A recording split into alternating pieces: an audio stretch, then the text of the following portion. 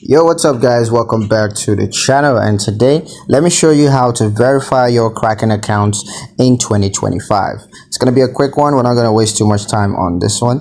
Just going to give you guys a quick step-by-step guide on how to get this done. So let's jump into it.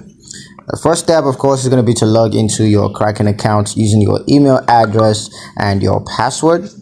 Once that's done, you're going to navigate to the verification page. So just navigate to the verification page by clicking on the verification tab. And then you're going to need to select your country of residence. So go ahead and choose your country of residence from the drop down menu. And then you're going to enter your identification information. It could be your passport, or it could be your driver's license number. Go ahead and upload your identification documents. You're going to need a scanned copy of your passport or driver's license, and just upload that. And once that's done, you're going to enter your address information, such as your street address and postal code.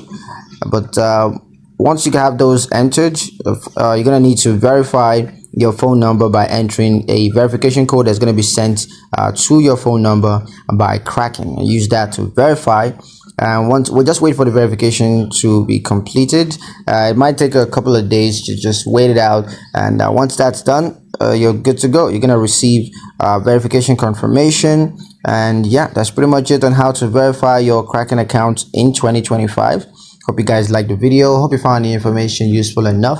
If you did, like the video, comment down below, let me know what you thought. Share the video with your friends and subscribe to the channel if you haven't done so already, and I'll see you guys in the next